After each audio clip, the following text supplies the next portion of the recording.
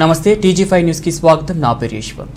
రంగారెడ్డి జిల్లా మహేశ్వరం నియోజకవర్గం Jillelaguda Gitanjali Lions club ఆధ్వర్యంలో మీర్పేట్ మున్సిపల్ కార్పొరేషన్ వరదలతో ఇబ్బందులు ఎదుర్కొన్న పేద ప్రజలకు నిత్యావసర సరుకుల పంపిణీ కార్యక్రమాన్ని చేపట్టారు. ఈ కార్యక్రమానికి రాష్ట్ర విద్యాశాఖ మంత్రి సబితా ఇంద్రారెడ్డి ముఖ్య అతిథులుగా హాజరై పేద ప్రజలకు లయన్స్ క్లబ్ చేస్తున్న కృషిని కొనియాడారు. జిల్లెలగూడ గీతాంజలి లయన్స్ క్లబ్ ఆధ్వర్యంలో ఇప్పటికే ఉచిత వైద్య శిబిరం, కంటి పరీక్షలు, నిత్యావసర సరుకుల పంపిణీ కార్యక్రమాలను చేపట్టడం ఎంతో హర్షించదగ్గ విషయమన్నారు. భవిష్యత్తులో మరిన్ని సేవా కార్యక్రమాలు చేపట్టాలని సభ్యులను కోరారు.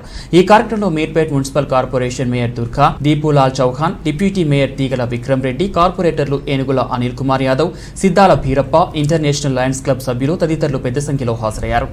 ముఖ్యంగా ఇక్కడికి వచ్చిన అందరికీ కూడా, వేదిక ముందున్న గౌరవ పెద్దలందరికీ కూడా నమస్కారాలు తెలియజేస్తూ, ఇక్కడికి వచ్చిన మా అక్క చెల్లెలందరికీ నమస్కారాలు తెలియజేస్తున్నాం. అమ్మ, చాలా ఆలస్యమైనా కూడా మంచి కార్యక్రమం తీసుకున్న వీళ్ళందరికీ మనందరి తరఫున పెద్ద ఎత్తున చప్పట్లు కొడదాం. ఎందుకంటే ఏం ఆశించకుండా, మన దగ్గర నుండి ఏం ఆశించకుండా వాళ్ళు ఇంత పెద్ద సాయాన్ని అందిస్తున్న లైన్ క్లబ్ సంబంధించిన వాళ్ళందరికీ కూడా మరొకసారి చేతుల్లో వచ్చి నమస్కరిస్తూ ధన్యవాదాలు తెలియజేస్తా ఉన్నాను.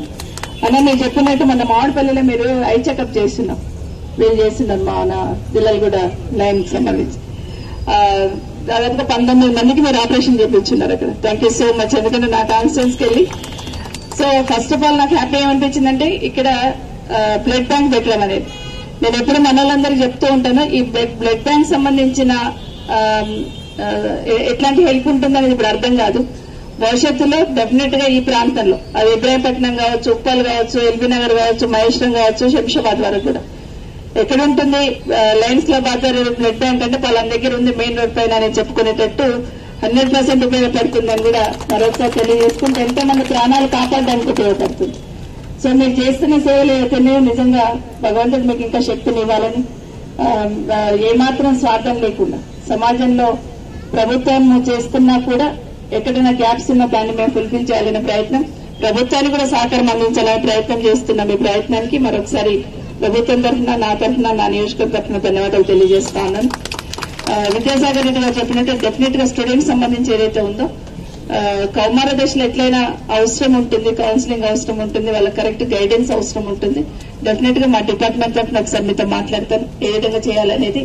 తప్పకుండా ఇంప్లిమెంట్ చేస్తే మీరు 1 లక్ష మంది పిల్లలకి అప్రోచ్ అవుతా ఉన్నారు, కానీ ఆల్మోస్ట్ 26 లక్షల మంది పిల్లలకి మీరు అప్రోచ్ కావచ్చు. తప్పకుండా చేసే ప్రయత్నం చేద్దాం.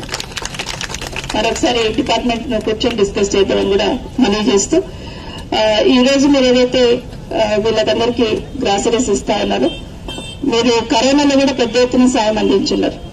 చాలా మంది చెప్పేవాళ్ళు.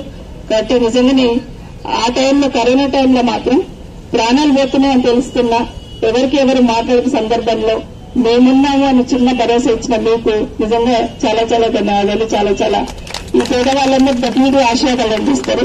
నిజంగా ఆ క్షణాల్లో అయితే పేదవాళ్ళకి ఇచ్చున్నాము. కొంతమంది అయితే కొన్ని కమ్యూనిటీకి సంబంధించి నేను అప్పుడప్పుడు మాట్లాడుతూ ఉంటాను.